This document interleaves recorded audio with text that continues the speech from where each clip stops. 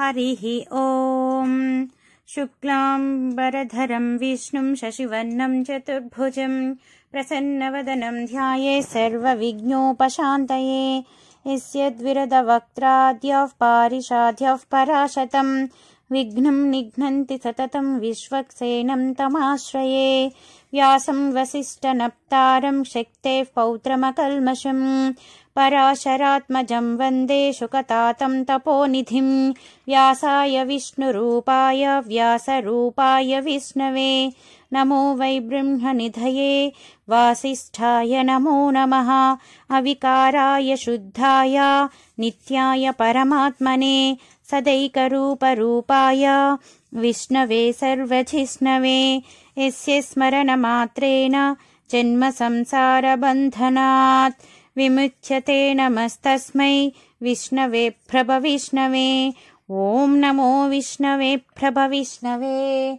श्रीवैशम्पायन उवाच श्रुत्वा धन्मनशेषेण पावनानि च सर्वशः युधिष्ठिरः शान्तनवं पुनरेवाभ्यभाषत। युधिष्ठिर उवाच किमेकं दैवतं लोके किं वापेकं परायणं स्तुवन्तं कं कमर्चन्तः प्रापुन्युर्मानवाः शुभं। को धर्मः सर्वधर्माणां भवतः परमो मतः किं जपन्युच्यते जन्तुर्जन्म संसारबन्धनात्। श्रीभीष्म उवाच जगत्प्रभुं देवदेवम् अनन्तं पुरुषोत्तमं स्तुवन्नाम सहस्रेण पुरुषः सततोत्थितः। तमेव चार्चयन्नित्यं भक्ता पुरुषमव्ययम् ध्यायन् स्तुवन्नमस्यं च यजमानस्तमेव च। अनादिनिधनं विष्णुं सर्वलोकमहेश्वरं लोकाध्यक्षं स्तुवन्नित्यं सर्वदुःखातिगो भवेत्। ब्रह्मण्यं सर्वधर्मज्ञं लोकानां कीर्तिवर्धनं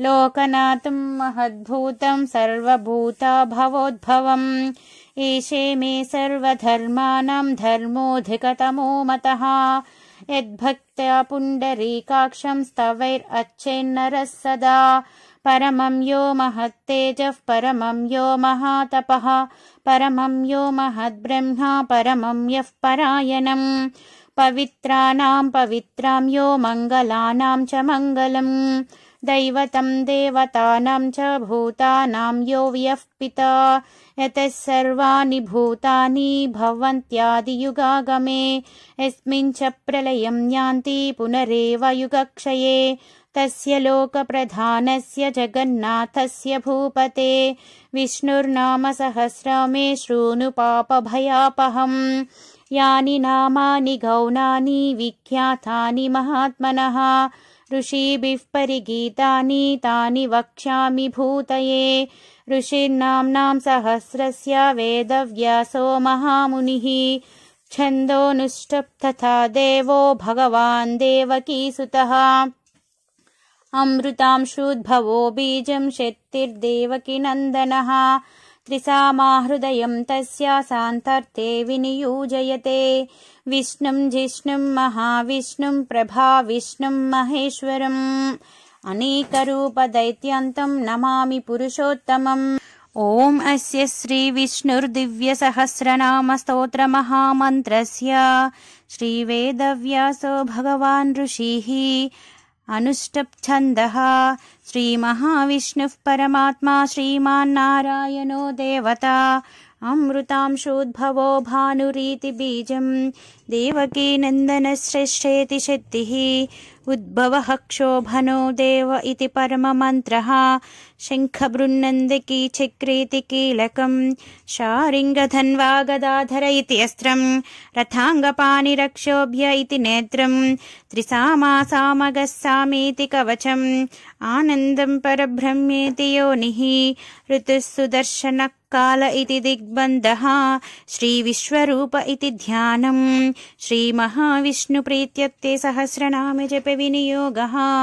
ध्यानं। क्षीरोदन्वत्प्रदेशेषु च मनविलसितसैकते मौक्तिकानां माला क्लुप्तासनस्दस्फटिकमणिनिभैर्मौक्तैर्मण्डिताङ्गः शुभ्रैरभ्रैरदभ्रैरुपवरचितैर्मुक्ता प्रियूषवर्हैः आनन्दीनः पुनीयदरिनलिनगदाशङ्कापाणिर्मुकुन्दः भूः पादौ यस्य नाभिर्वियादसुरनिलश्चन्द्रसूर्या च नेत्रे कर्णावाशशिरोधौ मुखमापि दहनो यस्य वास्तयब्धः अनन्तस्तं यस्य विश्वं सुरनरखोगभोगिगन्धर्वदैत्यहे चित्रं रमेते तं त्रिभुवनपुष्पं विष्णुमीशं नमामि। ॐ नमो भगवते वासुदेवाय। शान्ताकारं भुजगशयनं पद्मनाभं सुरेशं विश्वाधारं गगनसदृशं मेघवर्णं शुभांगं लक्ष्मीकान्तं कमलनयनं योगिहृद्यानगम्यं वन्दे विष्णु भवभयहरं सर्वलोकैकनाथं मेघश्यामं पीतकौशेयवासं श्रीवत्साङ्कं कौस्तभोभासिताङ्गं पुण्योपेतं पुण्डरीकायताक्षं विष्णुं वन्दे सर्वलोकैकनाथं नमः समस्तभूतानामादिभूताय भूभृते अनीकरूपरूपाय विष्णवे प्रभविष्णवे शशङ्खचक्रं सकिरीटकुण्डलं सपीतवस्त्रं सरसारुहेक्षणं सहारवक्षस्थलशोभिकौस्तुभं नमामि विष्णुं शिरसा चतुर्भुजं छायायां पारिजातस्य हेमसिंहासनोपरि असीनाम्नां बुद्धश्याम् आयातक्षामलङ्कृतं चन्द्राननं चतुर्बाहुं श्रीवत्साङ्कितवक्षसं रुक्मिणी सत्यभामाभ्यं सहितं कृष्णमाश्रये। हरिः ॐ विश्वस्मै नमः। विश्वं विष्णुर्वषट्कारो भूतभव्यभवत्प्रभुः भूतकृद्भूतभृद्भावो भूतात्मा भूतभावनः भूतात्मा परमात्मा च मुक्तानां परमागतिः अव्ययः पुरुषः साक्षी क्षेत्रज्ञोऽक्षर एव च योगो योगविदां नेता प्रधानः पुरुषेश्वरः नारसिंहवपुः श्रीमान् केशवः पुरुषोत्तमः सर्वशिवस्थाणुर्भूतादिन्निधिरव्ययः सम्भवो भावनो भर्ता प्रभवः प्रभुरीश्वरः स्वयंभूशम्भुरादित्यः पुष्कराक्षो महास्वनः अनादिनिधनो धाता विधाता धातुरुत्तमः अप्रमेयो हृषीकेशः पद्मनाभोऽमरप्रभुः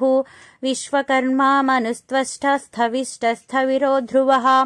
अग्राह्यः शाश्वतः कृष्णो लोहिताक्षः प्रतर्दनः प्रभूतस्त्रिककुब्धामा पवित्रं मङ्गलं परम् ईशानः प्राणदः प्राणो ज्येष्ठश्रेष्ठः प्रजापतिः हिरण्यगर्भो भूगर्भो माधवो मधुसूदनः ईश्वरो विक्रमी धन्वी मेधावी विक्रमक्रमः अनुत्तमो दुराधर्षः कृतज्ञः कृतिरात्मवान् सुरेशः शरणं शर्मा विश्वरेताः प्रजाभवः अहः संवत्सरो व्यालः प्रत्ययः सर्वदर्शिनः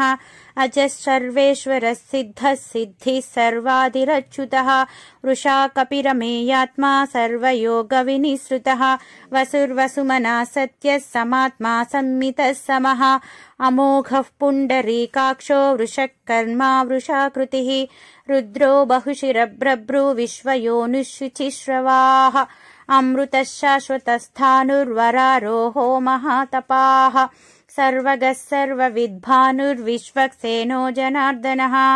वेदो वेदविदव्याङ्गो वेदाङ्गो वेदवित्कविः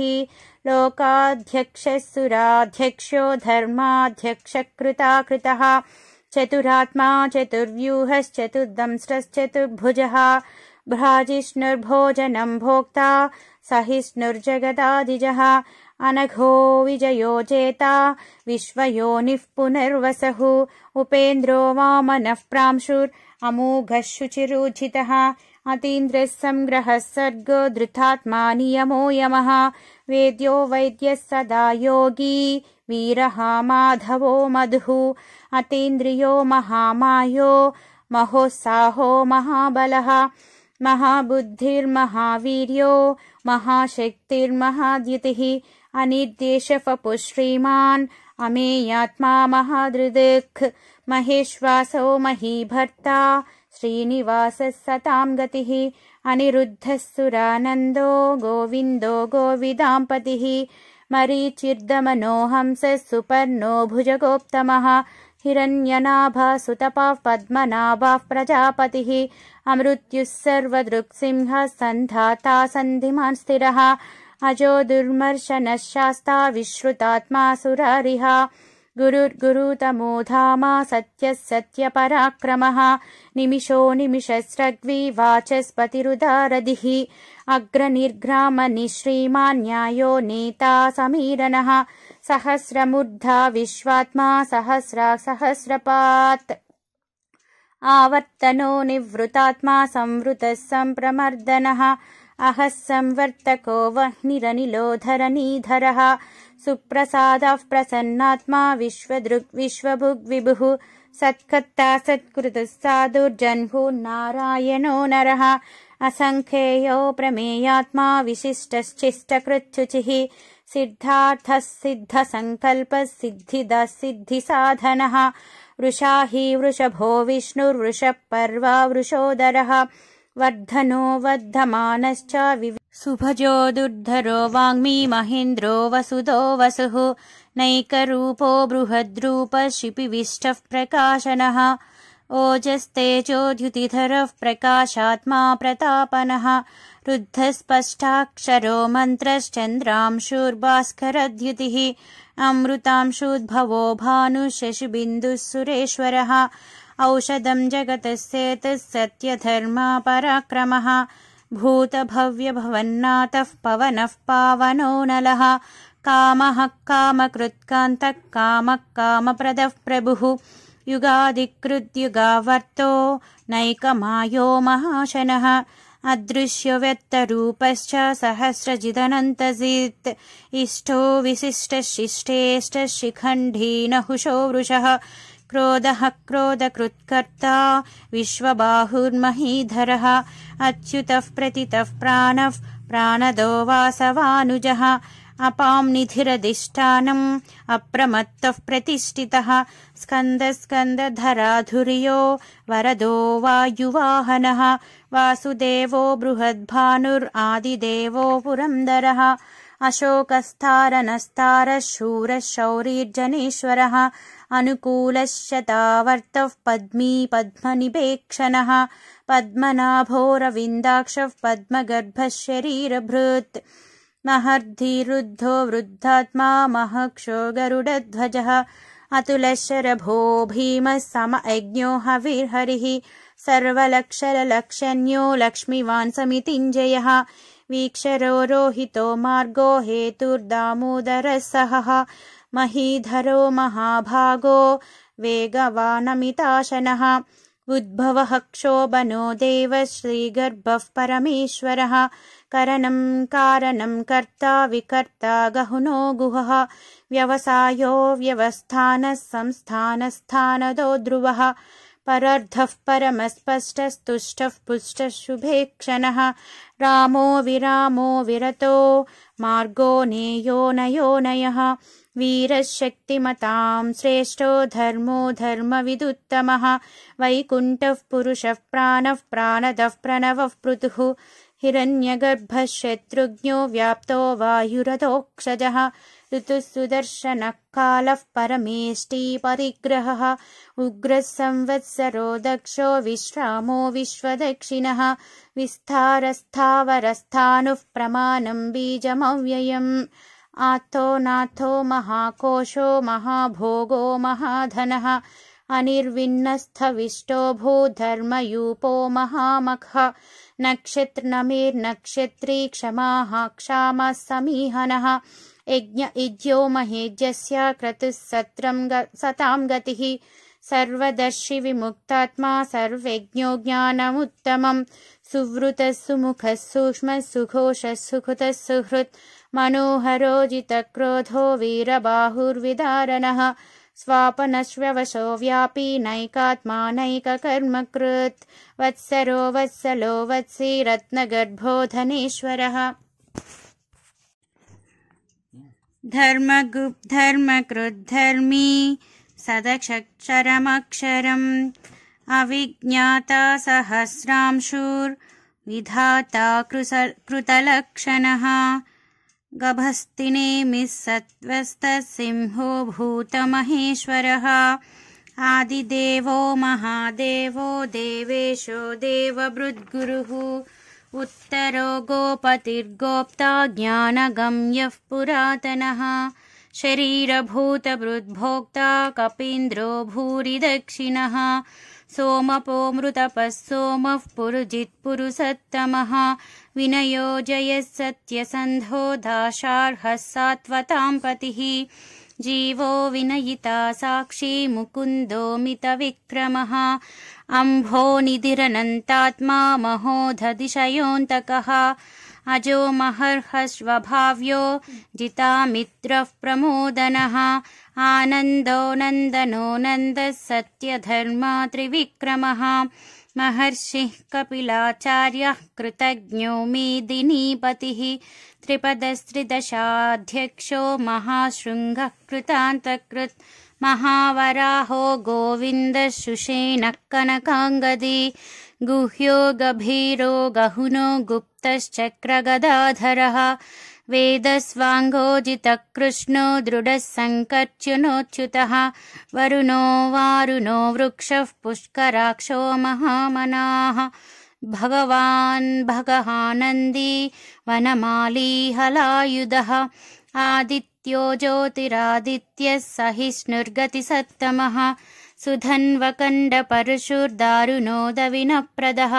दिवस्पृक्सर्वदृग्व्यासो वाचस्पतिरयो निजः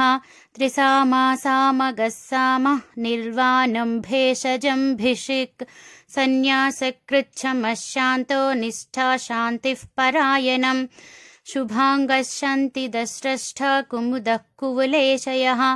गोहितो गोपतिर्गोप्ता वृषभाक्षो वृषप्रियः अनिवर्ती निवृत्तात्मा संक्षेप्तक्षेमकृच्छिवः श्रीवत्सवक्ष श्रीवासे श्रीपति श्रीमतांवरः श्रीधर श्रीश श्रीनिवास श्रीनिधि श्रीविभावनः श्रीधर श्रीकर श्रेय श्रीमान् लोकत्रयाश्रयः स्वक्ष स्वघशतानन्दो नन्दिर्ज्योतिर्गणेश्वरः विजितात्मा विधेयात्मा सत्कर्तिश्छिन्न संशयः उदीर्णिः सर्वतच्चक्षुरनीशः शाश्वतस्थिरः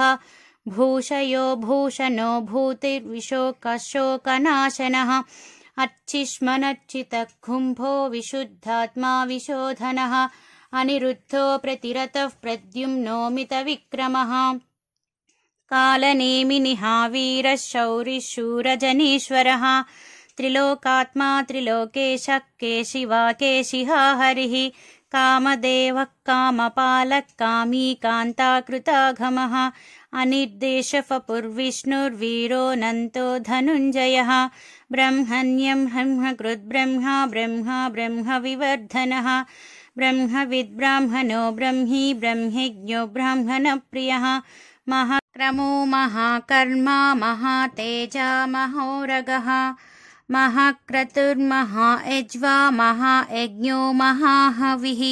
स्तव्यस्तवप्रियस्तोत्रं स्तुतिस्तोतारणप्रियः पूर्णः पूरयिता पुण्यः पुण्यकीर्तिरनामयः मनोजवस्तीर्थकरो वसुरेता वसुप्रदः वसुप्रदो वासुदेवो वसुमनाहविः सद्गतिः सत्कृतिः सत्ता सद्भूतिः सत्परायणः शूरसेनो यदुश्रेष्ठः सन्निवासः सुयामुनः भूतवासो वासुदेवः सर्वासु निलयो नलः दर्पः दर्पदो दृप्तो दुद्धरो तापराजितः विश्वमूर्तिर्महामूर्तिर्दीप्तमूर्तिरमूर्तिमान् अनेकमूर्तिरव्यक्तः शतमूर्तिः शताननः एको नैकः सवक्कः किं यतत्पदमुनमम् लोकबन्धुर्लोकनाथो माधवो भक्तवत्सलः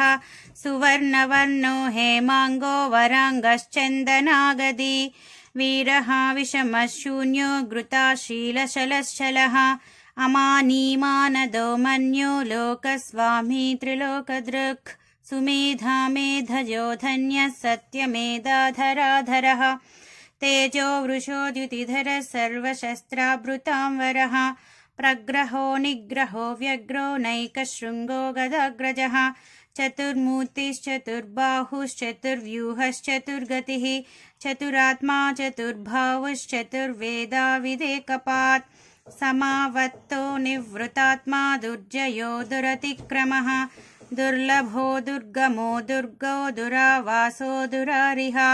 शुभांगो लोकसारंगस्तुतन्तुस्तन्तुवर्धनः इन्द्रकर्मा महाकर्मा कृतकर्मा कृतागमः उद्भवः सुन्दरो सुन्दो रत्ननाभः सुलोचनः आर्को वाजसनशृङ्गी जयन्तः सर्वविजयी सुवर्णबिन्दुरक्षोभ्यः सर्ववागीश्वरेश्वरः महाह्रदो महागर्तो महाभूतो महानिधिः कुमुदः कुन्दरः कुन्दः परजन्यः पावनोऽनिलः कुन्दरः कुन्दः परजन्यः पावनोऽनिलः अमृताशोऽमृतवपुः सर्वज्ञः सर्वतोमुखः सुलभः सुवृतः सिद्धः चतुर्तापनः निग्रोधोदंभरोश्वस्तश्चानूरान्ध्रनिषूदनः सहसाक्षिः सप्तजिह्वः सप्तैधः सप्तवाहनः अमुतिरनघोचिन्त्यो भयकृद्भयनाशनः अनुर्बृहस्कृशस्तूलो गुणभृन्निर्गुणो महान् अद्रुतस्वद्रुतश्व्याशः प्राग्वंशो वंशवर्धनः भारभृत्कथितो योगी योगीशः सर्वकामदः आश्रमश्रमणः क्षामः सुपर्णो वायुवाहनः धनुर्धरो धनुर्वेदो दण्डो दमयिता दमः अपराजितः सर्वसाहो नियन्तो नियमो यमः सत्त्ववान् सात्विकः सत्यः सत्यधर्मपरायणः अभिप्रायः प्रियाहोर्हः प्रियकृत्प्रीतिवर्धनः विहयासगतिर्ज्योतिः सुरुचिर्हुतभुग्विभुः रविर्विरोचनः सूर्यः सविता रविलोचनः अनन्तो हुतभुग्भोक्ता सुखदो नैकजोऽग्रजः अनिर्विण्णः सदामर्षि लोकाधिष्ठानमद्भुतः सनातनोत्तमः कपिलः कपिरव्ययः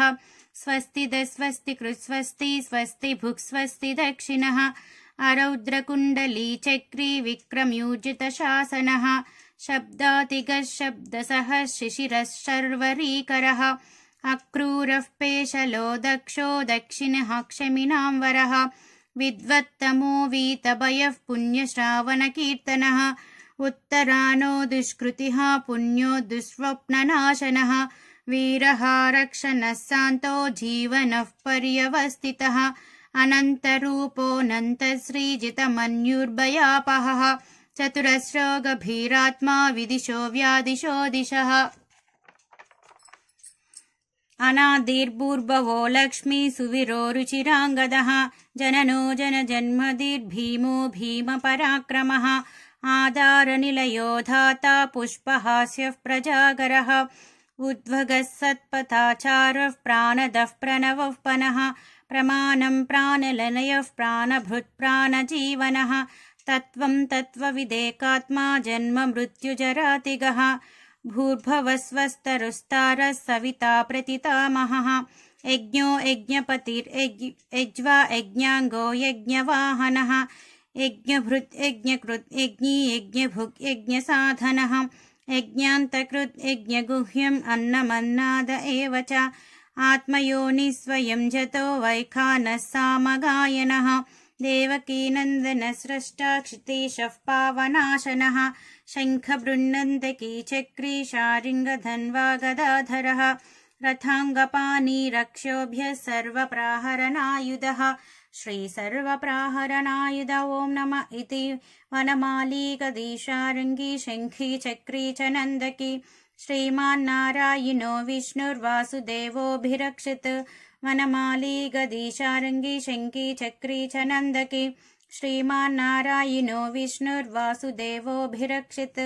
वनमाली गदीशारङ्गी शङ्खी चक्री च नन्दकी श्रीमान्नारायणो विष्णुर्वासुदेवोऽभिरक्षित श्रीवासुदेवोऽभिरक्षित ॐ नमः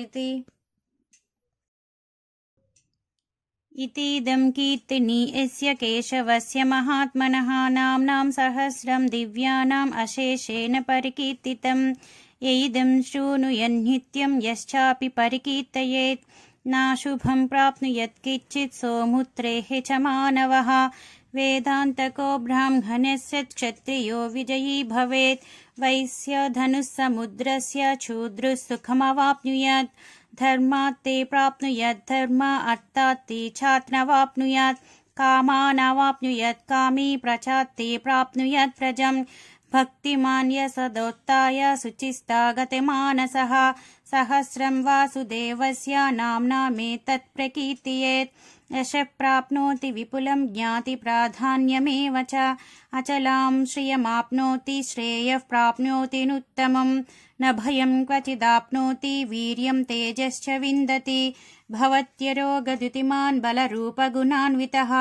रोगत्तो मुच्यते रोगाद्बद्धो मुच्यते बन्धनात् भयान्मुच्यते भीतस्तु मुच्यतापन्न आपदः दुर्गन्यातितिरत्याशु पुरुषः पुरुषोत्तमं स्तुवन्नाम सहस्रेण नित्यं भक्तिसमान्वितः वासुदेवाश्रयो मर्त्यो वासुदेवापरायणः सर्वपापविशुद्धात्मा याति ब्रह्मा सनातनं न वासुदेवा भक्तानां शुभं विद्यते क्वचित् जन्म मृत्युजरा व्याधि भयं नैवोपजायते इमं सविमदीयानि श्रद्धा भक्ति समान्वितः युजेतात्मा सुखशान्ति श्रीधृतिस्मृतिकीर्तिभिः न क्रोधो न च मात्सर्यं न लोभो न शुभा मतिः भवन्ति कृतपुण्यानां भक्तानां पुरुषोत्तमे द्यौश्चन्द्रार्कनक्षत्राकं दिशो भूर्भुवो दधिः वासुदेवस्य वीर्येण विद्रुतानि महात्मनः ससुरासुरगन्धर्वं सयोक्षोरगराक्षसं जगद्वशे वर्ततेदं कृष्णस्य चराचरम् इन्द्रियाणि मनोबुद्धिः सत्त्वं तेजो बलं धृतिः वासुदेवात्मकन्याहुः क्षेत्रं क्षेत्रज्ञ एव च सर्वगमनमाचारः प्रथमं परिकल्पते आचार प्रभुवो धर्मो धर्मस्य प्रभुरुच्युतः ऋषयः पितरो देवा महाभूतानि धातवः जङ्गमा जङ्गमं चेदं जगन्नारायणोद्भवम् योगज्ञानं तथा साख्यं विद्यशिल्पादिकर्म च वेदशस्त्राणि विज्ञं यतः सर्वां जनार्दनात् एको विष्णुर्महद्भूतं पृथग्भूतान्यकेशवः त्रिलोकान् व्यपभूतात्मा भुक्त विश्वभुग्भव्यः इवं स्तवं भगवतो विष्णुर्व्यसेन कीर्तितं पठेत्य इच्छिते पुरुषश्रेयः प्राप्तुं सुखानि च विश्वेश्वरं मजं देवं जगतः प्रभुमव्ययं भजन्ति ये पुष्कराक्षं न ते यान्ति पराभवम् ॐ नमः इति अर्जुन उवाच पद्मपत्रविशालाक्ष पद्मनाभसुरोत्तमा भक्तानामनुरक्तानां त्राता भावजनार्दनः श्रीभगवानुवाच यो मां नाम सहस्रेण स्तोतुमिच्छति पाण्डव सोऽहमेकेन श्लोकेन स्तुत एव न संशयः ॐ नमः इति वैश्य उवाच वासनाद्वासुदेवस्य वासितं भुवनत्रयं सर्वभूतनिवासोऽसि वासुदेव नमोऽस्तुते श्रीवासुदेव नमोऽस्तुते ॐ नमः इति पार्वत्युवाच केनोपायेन लघुना विष्णुर्नाम सहस्रकं पठेत्ये पण्डितैर्नित्यं श्रोतुमिच्छाम्यहं प्रभो ईश्वर उवाच श्रीराम राम रामेति रमे रामे मनोरमे सहस्रनाम तत्तुल्यं रामनाम वरानने श्रीराम राम रामेति रमे रामे मनोरमे सहस्रनाम तत्तुल्यं रामनाम वरानने श्रीराम राम रामेति रमे रामे मनोरमे सहस्रनाम तत्तुल्यं रामनाम वरानने श्रीराम नाम वरानन ॐ नमः इति ब्रह्मोवाच नमोऽस्त्वनन्ताय सहस्रमूर्तये सहस्रपादाक्षि शिरोरुबाहवे सहस्रनाम्ने पुरुषाय शाश्वते सहस्रकोटियुगधारिणे नमः। श्रीसहस्रकोटियुगधारिणे ॐ नमः इति। संजय उवाच यत्र योगेश्वरः कृष्णो यत्र पार्थो धनुर्धरः तत्र श्रीविजयो भूतिर्ध्रुवनीतिर्मतिर्मम। श्रीभगवानुवाच अनन्यश्चिन्तयन्तो मां ये जनः पर्युपासते तेषां नित्याभियुक्तानां योगक्षेमं वहाम्यहम्। परित्राणाय साधूनां विनाशाय च दुष्कृतं धर्म संस्थापनार्थाय सम्भवामि युगे युगे। आर्ता विषिन्नाः शिथिलाश्च भीतः घोरेश च व्याधीश वर्तमानः संकेत्य नारायण शब्दमात्रं विमुक्तदुःखाः सुखिनो भवन्तु। आर्ता विषिन्नाः शिथिलाश्च भीतः घोरेश च व्याधीश वर्तमानः संकेत्य नारायण शब्दमात्रं विमुक्तदुःखाः सुखिनो भवन्तु। कायेन वाचा मनसेन्द्रियैर्वा बुद्ध्यात्मना वा प्रकृते स्वभावात् करोमि यदत् सकलं परस्मै नारायणेति समर्पयामि। यदक्षरपदभ्रष्टं मात्रहीनं तु यद्भवेत् तत्सर्वं क्षम्यतां देवा नारायण नमोऽस्तु ते। विसर्गबिन्दुमात्राणि पदपादाक्षराणि च न्यूनानि चातिरिक्तानि क्षमस्व पुरुषोत्तम। सर्वं श्रीकृष्णार्पणमस्तु। ओम नमो नारायणाय।